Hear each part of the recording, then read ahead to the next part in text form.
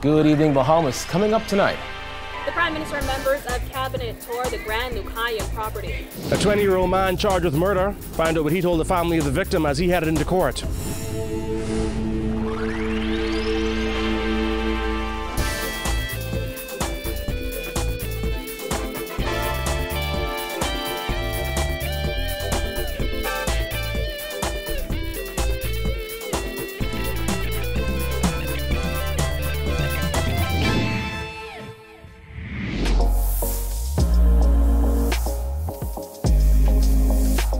Our News is brought to you by Alive.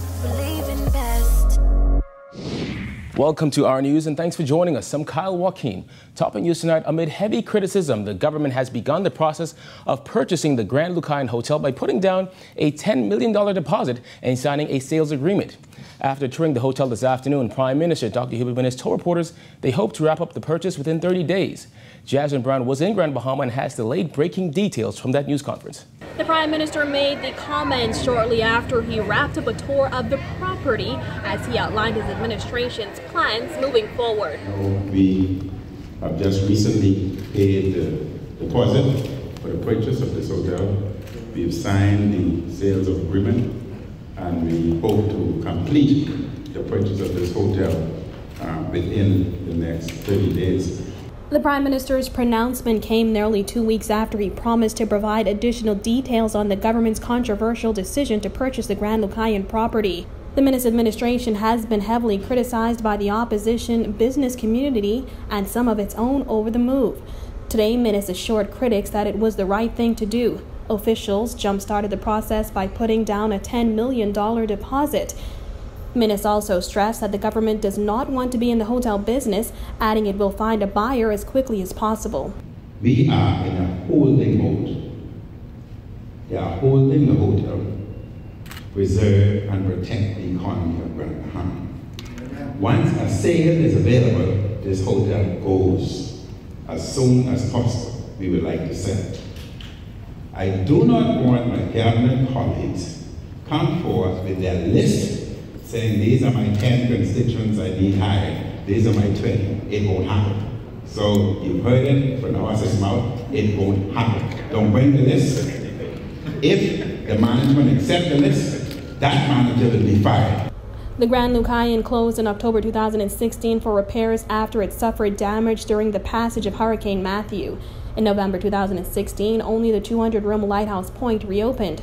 The government's decision to purchase the property comes after Hutchison Whampoa's talks with Canadian real estate developer Paul Nguyen collapsed over the $65 million price tag. Nguyen said it would take between $110 to $120 million to open the doors of the Grand Lucayan to guests. Minnis said while they have no intention of pumping millions into renovations, they may open at least one of the resorts on the property. The lighthouse is open now. That would remain open. We would assess what it would cost to open the memories. So just to be clear, are you, as the government, opening these other two hotels? The Breakers Point, Breakers Key, no. Memories, possibly yes. Lighthouse is opened already and will remain open. The PM also explained the hotel will be purchased at the full asking price of $65 million. The deposit was $10 million. How much are you buying? $10 million. How much are you buying the hotel for? $65 million. But I would give you more details.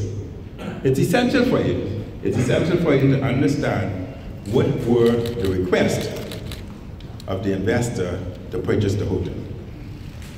You think we would like to see the hotel purchased from the government by Bahamians. Minnis declined to discuss how the government will finance the purchase, but promised the details will be revealed in Parliament.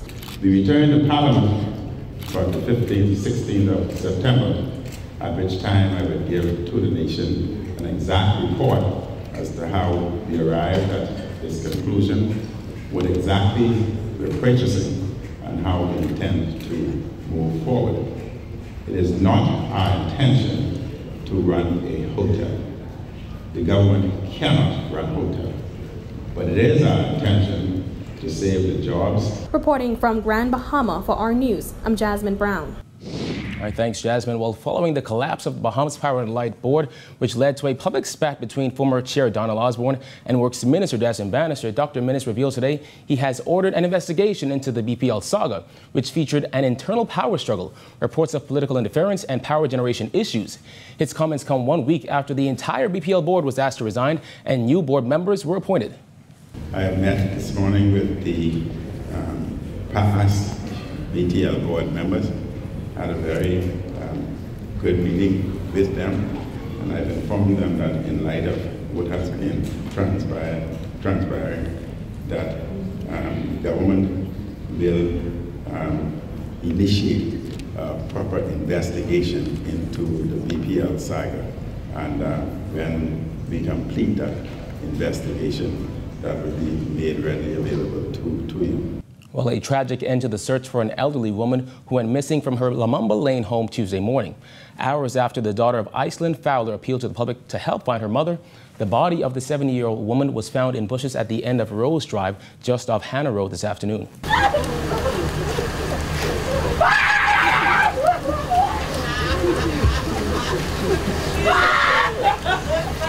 Family and friends of 70-year-old Iceland Fowler rushed to this dead-end corner of Hannah Road Wednesday afternoon after receiving news that a body had been discovered in a pumpkin patch. Just hours earlier, Fowler's daughter, Letitia, appealed to the public during an interview with our News to help find her mother, who suffered from dementia and depression. Yes, she is demented. She's also been diagnosed with severe depression, and she's also an epileptic. So you can see why we're so concerned. The elderly woman was last seen alive by family members on Tuesday. Her daughter says she rolled over early Tuesday morning and looked on the other side of the bed where her mother usually slept and didn't see her. However, she thought nothing of it, assuming her mother was in the living room with her daughter. But I just proceeded to get dressed, and when I was ready to walk out of the door, I realized that she was not in the living area with my daughter. And so I proceeded to walk around the house to see if I could find her and out in the back. And so I quickly got dressed and went straight to the police station. Relatives and friends then scoured several communities in eastern New Providence in search of the 70-year-old grandmother. However, sadly, just minutes after her daughter's interview with our News, the family received the call they were dreading. Fowler had been found dead in a pumpkin field. Her body was discovered by a man who lives nearby. Police have launched an investigation into her death, but say foul play is not suspected. Thus far, the investigation is in its early stages, and we are unable to determine anything, in relation to how she would have succumbed to her life. But so far, there hasn't been any information in terms of any foul play being suspected. Meanwhile, firefighters on Grand Bahama discovered burnt remains after responding to reports of a fire on 8 Mile Rock. Police say they got a call shortly after 1 a.m. to respond to a fire in Pinedale. When they arrived on the scene, officers found a single-story wooden structure destroyed by fire. Upon inspecting the damage, officers then discovered the charred human remains. The Central Detective Unit has also launched an investigation into this matter. An autopsy will be conducted to determine the person's exact cause of death.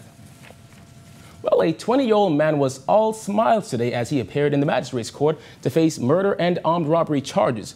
Jared Higgs was in court and has the details.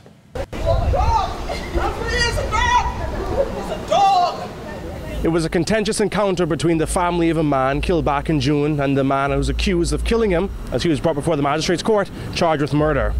Dante Riley of Margaret Avenue, shown here in the grey sweatshirt, grinned at cameras as police escorted him inside the magistrate's court this afternoon.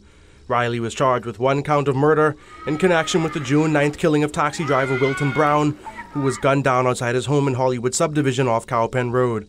Prosecutors allege that Riley intentionally caused Brown's death. Angry family members of Brown shouted at Riley as he ascended the steps of the magistrate's court. Young boy, look at his life going down in the drain. For what? For my brother, $2. Riley, still grinning, can be heard saying, "Y'all threatening me? All right." The exchange prompted a police officer to issue a warning to family members, many of whom were present and crying in court during their arraignment before Chief Magistrate Joyanne Ferguson Pratt. Inside court, Riley was also charged with attempting to rob Brown on the day of his death, as well as a July 17th armed robbery that police say he committed along with 31-year-old Anita MacDonald, also known as Kaylin MacDonald. In that incident, prosecutors allege that the pair, while armed with a handgun, robbed Wesley Smith of $50. Neither was required to enter a plea to the charges against them, and both were remanded to the Bahamas Department of Corrections until October 2nd, when their matters will be fast-tracked to the Supreme Court. Neither Riley nor McDonald were represented by an attorney. Reporting for Our News, I'm Jared Higgs. Meanwhile, a 30-year-old Florida man pleaded guilty to 4 drug-related charges in the magistrate's court this afternoon.